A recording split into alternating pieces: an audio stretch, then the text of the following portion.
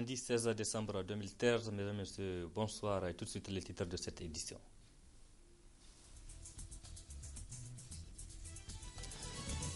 Les hémodialysés de l'espace IMOA se mobilisent pour défendre leur cause. Ils sont en Niamey dans le cadre des journées de réflexion sur les pratiques de la prise en charge de l'insuffisance rénale dans l'espace.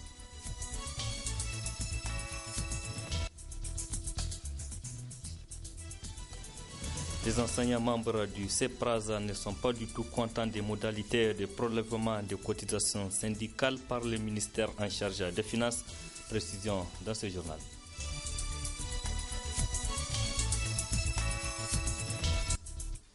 Mesdames et messieurs, bonsoir et bienvenue sur cette édition sur la télévision Labari.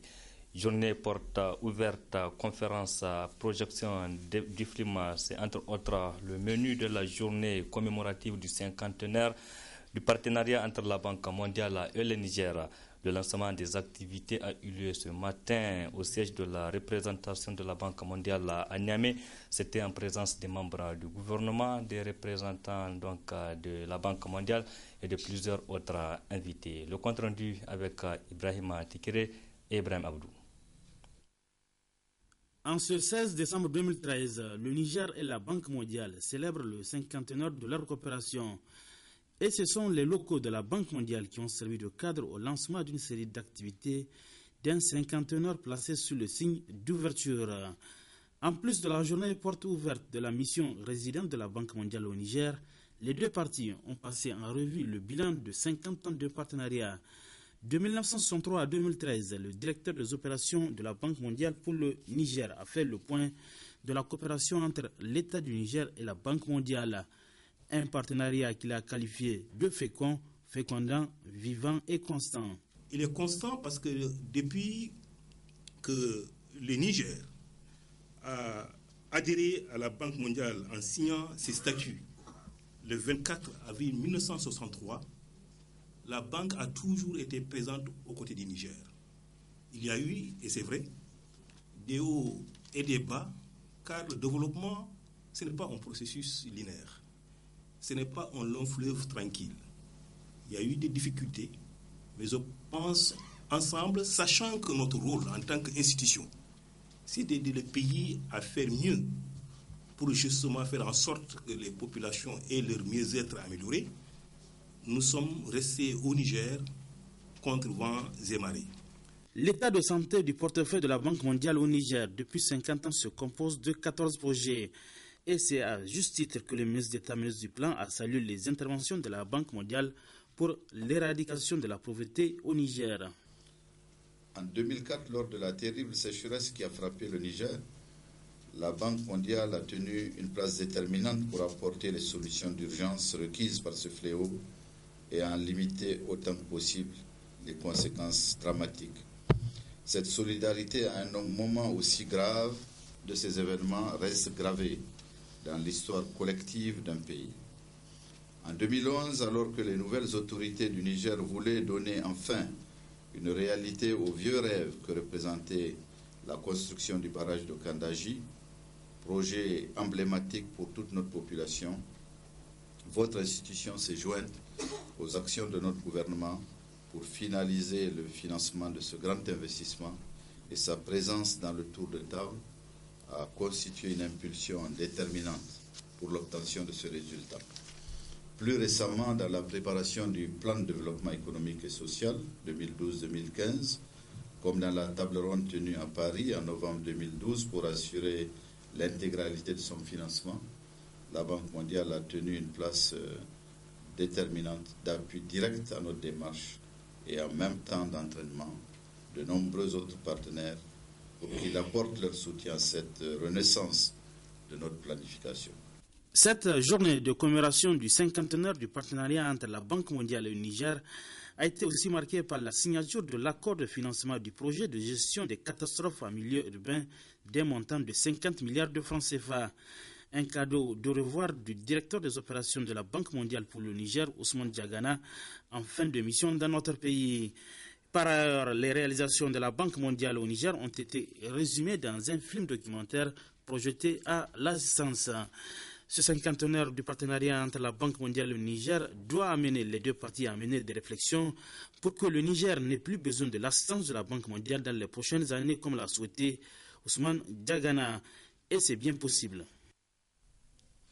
Les hémodialysés de l'espace UEMOA réunis à Niamey dans le cadre des journées de réflexion sur les pratiques de la prise en charge de l'insuffisance rénale. Une initiative du réseau des hémodialysés en vue d'harmoniser la prise en charge de l'insuffisance rénale dans l'espace UEMOA. C'est le ministre de la Santé publique qui a présidé la cérémonie ce matin. C'était au siège du syndicat national des agents de douane SNAD. Le compte rendu de Youssouf Omar et Aboubakar Soleil.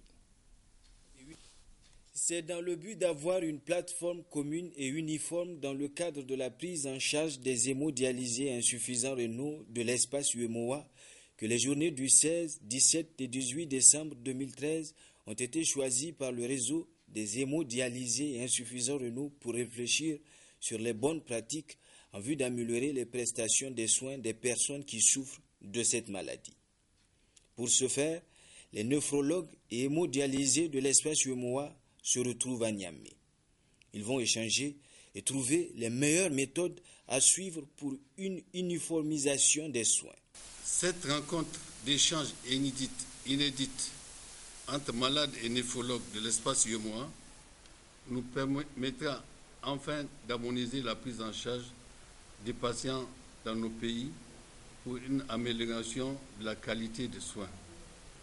Au nom de tous les malades hémodialysés, nous remercions les représentants de l'OMS et de l'UEMOA qui ont toujours été à notre écoute et qui nous soutiennent quotidiennement dans notre lutte contre cette maladie. En hémodialyse, les patients sont soumis à 2 ou 3 séances hebdomadaires d'épuration par le rein artificiel. Chaque séance dure en moyenne 4 heures. Et pendant les intervalles les séparant, sous réserve de diététique, de précautions diététiques, ces patients peuvent conserver une activité proche de la normale. Le ministre de la Santé publique est avec eux et leur réaffirme la détermination du gouvernement à les accompagner. Le gouvernement, avec l'appui de ses partenaires, entend contribuer à la lutte contre les maladies non transmissibles et leurs complications. Je voudrais adresser mes encouragements aux associations des hémodialysés de l'espace UEMOA pour leurs efforts dans cette lutte pour l'amélioration de leurs conditions de vie et de soins. De ces travaux, des hémodialysés et néphrologues sortiront des conclusions standards pour l'ensemble de l'espace UEMOA. Les enseignants réunis au sein du cadre permanent de réflexion et d'action des syndicats de l'enseignement CEPRASA s'inquiètent par rapport aux modalités de prélèvement de cotisations syndicales par le ministère en charge des Finances. Les enseignants ont exprimé leur inquiétude dans un communiqué de presse qu'ils ont rendu public. Le résumé de ce communiqué de presse avec Michel Djedji et Sadoudoumi.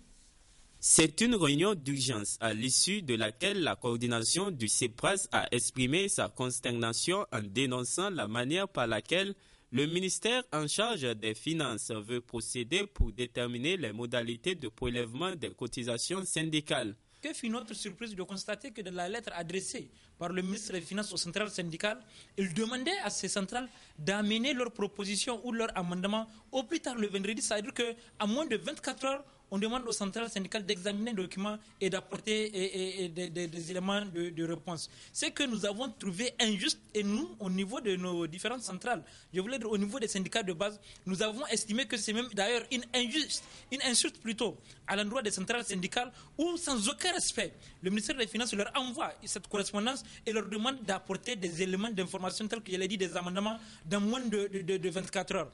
Une deuxième chose, il faut rappeler que la correspondance n'a pas été envoyée à l'ensemble des centrales syndicales. Il y a des centrales qu'on avait appelées, d'autres c'est le vendredi de la matinée qu'elles ont trouvé ces correspondances-là, d'autres ne l'ont même pas reçue à la date d'aujourd'hui, alors que nous estimons que cette correspondance devrait faire d'abord devrait être l'objet d'une discussion globale au niveau des centrales syndicales, que chaque centrale apporte ses amendements avant toute application des nouvelles règles qui devraient régir quand même ces questions de cotisation à la source. Voilà pourquoi lorsque nos centrales nous ont saisis en tant que syndicats affiliés au niveau du secteur de l'éducation, nous nous sommes retrouvés au niveau du CEPRAS où nous avons examiné cette correspondance et nous avons dit qu'il va falloir que le ministère des Finances comprenne que nous ne pouvons plus continuer à tolérer une quelconque injustice ou dans les mêmes secteurs, dans le même pays, pour le même ministère des Finances, qu'on fasse 2 poids 2 mesures, qu'on attribue ou qu'on permette à certains d'appliquer une règle et qu'on fasse vouloir appliquer une autre règle à d'autres organisations syndicales, alors que nous sommes régis par les mêmes textes, nous sommes régis par, en tout cas, les mêmes lois. En d'autres termes, il s'agit là, selon le CEPAS, d'une pure discrimination qui ne saurait être tolérée. Voilà pourquoi nous avons sorti ce communiqué de presse de ce matin pour attirer l'attention du ministère des Finances par rapport, en tout cas, au risque que cela risquerait en tout cas d'apporter, et c'est les risques que le ministère même est en train de courir à travers cette question-là. Face à cette situation, la coordination du CEPAS invite dans son communiqué de presse tous les syndicats de la fonction publique qui se sentent discriminés à se joindre à elle pour faire échec aux intentions affichées du ministère des Finances. Éducation toujours. Les femmes membres des syndicats du secteur de l'éducation en formation, le renforcement du rôle des enseignantes pour l'égalité du genre dans les organisations syndicales, une initiative de l'intersyndicale de l'éducation. Retrouvons Youssouf Omar et Aboubakar Soleil. L'International de l'éducation forme ses membres sur l'égalité du genre. Ils vont être édifiés sur le renforcement du rôle des enseignantes pour l'égalité du genre dans les organisations syndicales de l'éducation au Niger. Parce que les femmes occupent une place importante dans le secteur de l'éducation. Parce qu'elles sont plus nombreuses que les hommes dans ce domaine, il est temps pour elles de s'affirmer et de plaider pour une égalité dans l'occupation des postes de responsabilité. La présente activité vise à renforcer les compétences des dirigeants et dirigeants de vos organisations en leadership et en genre, afin de stimuler les efforts communs dans la poursuite de notre quête de l'égalité de genre dans les syndicats, et nous pensons qu'à travers le syndicat, nous allons atteindre l'égalité genre dans l'éducation et la société. La présidente du réseau des femmes de l'éducation, membre de l'International de l'éducation, énumère les objectifs de cet atelier. Défendre les droits humains, professionnels et syndicaux des enseignantes et autres personnels de l'éducation. Promouvoir pour tous les peuples la démocratie, les droits humains, la paix, la justice sociale et l'égalité à travers une éducation de qualité pour tous. Combattre la discrimination dans toutes ses formes. Présente aussi à l'ouverture de l'atelier, la ministre en charge des enseignements secondaires, Mme Betty Ejetou Abibou, a annoncé qu'elle portera haut les décisions qui seront prises pour une éducation de qualité, mais aussi une égalité du genre. Dès lors, un partenariat de bon climat s'installe entre les enseignants et leur ministère de tutelle. C'est sur ces images de violence en Syrie que prend fin cette édition. Merci à vous de nous avoir suivis. Donc, restez en compagnie du programme de la télévision Labari, programme qui continue. Excellente nuit à toutes et à tous. Au revoir.